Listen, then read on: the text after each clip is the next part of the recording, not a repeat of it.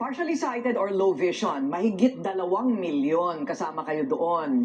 So, sa pagkakataong ito, may mga benepisyo din kayo sa government, right? Meron po yung tinatawag natin na PWD-ID, no? Na kapag meron tayo noon, meron yung mga selected 20% discount sa mga selected groceries or fast food. Mm-mm. Okay, yun lang. Hindi ba meron sa barangay? Sa LGU po, depende po ata sa funding.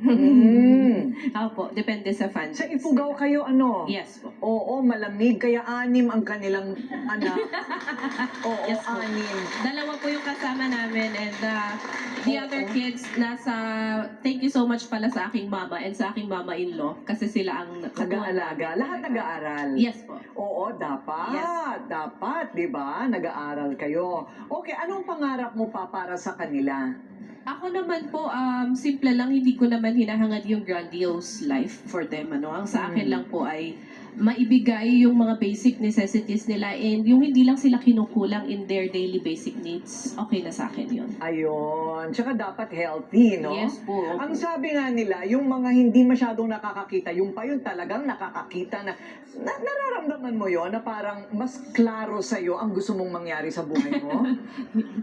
Yes. Tama ba yon, Sed? Yes po. Siguro po, yung responsibility is enough for me to see kung ano ba, saan ba ako dapat pumunta after some years. Ayun. No? Kasi yung mabigat na responsibility will take you or will lead you to something na ito dapat ako ito dapat ako after these years. Ayun. Uy, palakpakan naman natin.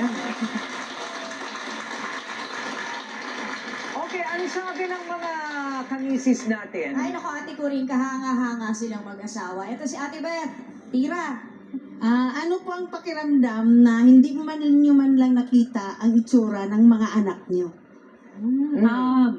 Dati po actually, wala po talaga akong, parang I don't care kung hindi ko makita ang mundo or whatever it is kasi inborn nga akong blind. Not until nga po ganyan, may nagsasabi na, "Hay, ang cute naman ng anak mo, ang haba ng eyelash ng anak mo," things like that. So parang may konting pinch ng panghihinayang, no? Kasi hindi ko na experience firsthand yung makita yung itsura nila. But at least dun sa mga descriptive na tao sa paligid ko, I appreciate naman na nagkakaroon ako at least ng context kung ano ba itsura ng mga bata.